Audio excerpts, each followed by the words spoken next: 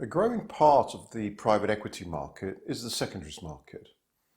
This market has grown substantially to about $80 billion in 2019 from under $10 billion 10 years ago. It is a small proportion of the total private equity market, which is estimated at $2 trillion just in dry powder, but it occupies an important role as a provider of liquidity to LPs. One of the key characteristics of the private equity asset class is the long lock-up period, which commits LPs to funds for a long period, which can be as much as 10 years. This is a unique feature and a risk factor of the private equity asset class, which deters many investors from seeking exposure to it.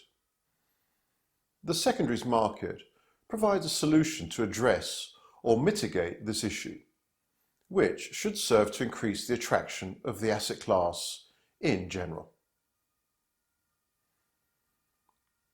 A secondaries transaction is when an LP in a private equity fund sells his interest to another investor, frequently a secondary specialist investor. It is estimated that there are over 100 secondaries investors in the market today. Well-known names include Alpinvest, Coller Capital, Harbourvest, Neuberger Berman, Pantheon, and others. The average deal size is about $50 million, with about 1,600 deals having been done in 2019. About 75% of the deals involved LBO funds, and 80% of the deals were done in North America or Western Europe. So there is room for growth in the future to emerging markets and to other asset classes such as mid-cap deals. The LP sellers are a wide variety and include banks, insurance companies, pension funds, sovereign wealth funds, and all the gamut of typical private equity LPs. What the secondaries buyer is purchasing is the existing position of an LP in a fund that is operational and that may well be well along its investment program or even fully invested. We can think of any LP interest in a fund as being divided into two parts.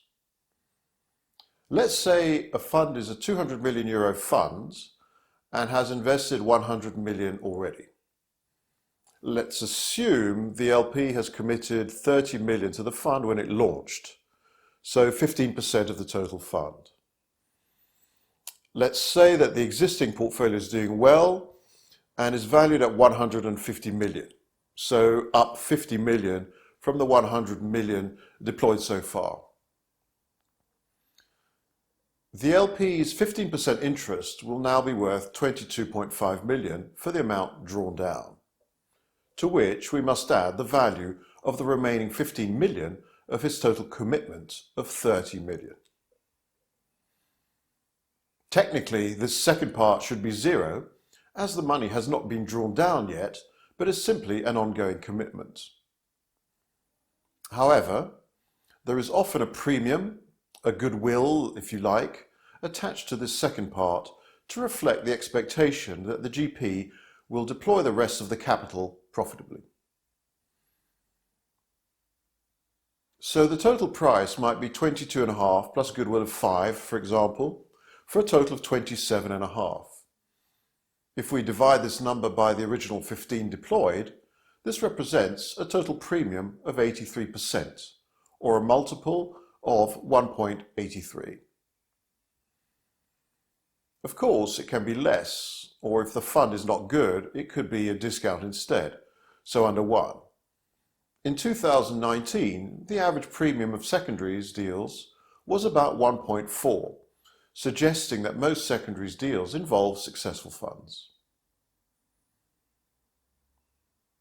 One survey of secondaries investors showed that expected return they had for their investments were IRRs of 15% for LBO funds and 20% for VC and other types of funds.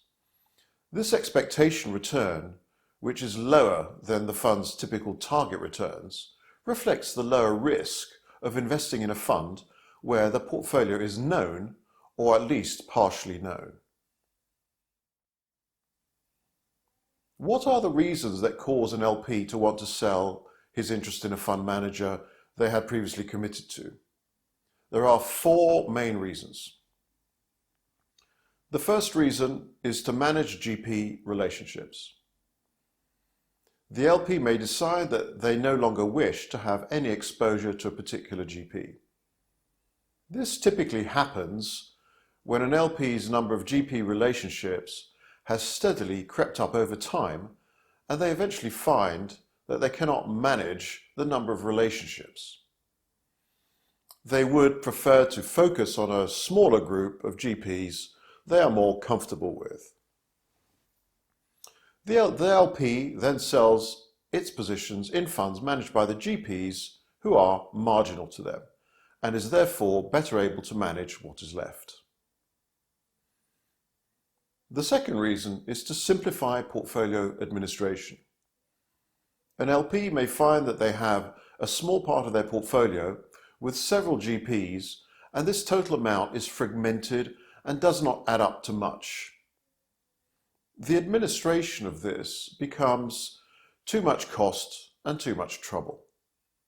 It would clearly be more effective to get rid of this small part of the portfolio and concentrate on the bigger exposures.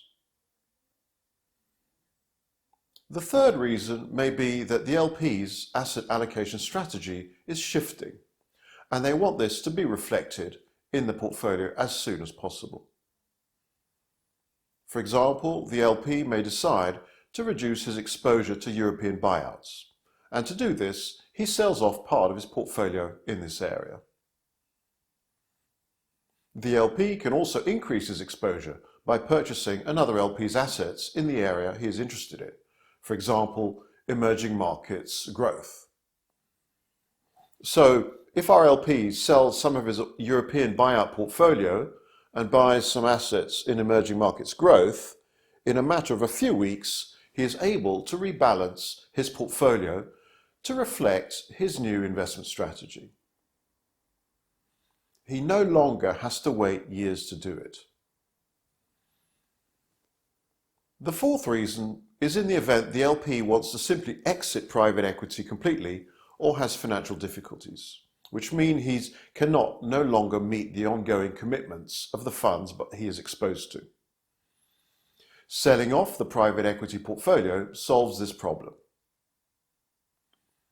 We saw several cases of this kind during the 2009 financial crisis, and we should fully expect some similar cases as a result of the 2020 pandemic. What is the role of the GP in these transactions? We can see they are clearly LP to LP deals. In practice, the GPs will be closely involved and may even be the initiators or facilitators of these kinds of transactions, which often also involves specialist brokers as well. One thing we should remember is that in most cases, the fund agreements give the GP a right of veto over any new LP coming in, so their consent at a minimum is most often required. In addition, the GP needs to cooperate in any transaction where there is a need to value the existing portfolio. There is a minority of cases where the GP is actually being removed or withdrawing, which may involve a different setup. Some secondaries players claim to look through the GPs and focus directly on relations with the portfolio companies when they do their due diligence, but this may be difficult to accept with large LBO investments, given secondaries managers' more limited management resources in this area. To conclude, secondaries deals from modest beginnings 10 years ago have grown to become an integral part of the private equity asset class and contribute towards it by providing liquidity solutions to LPs. We should expect that this market, which has often thrived in times of crisis, to continue its steady growth in the future.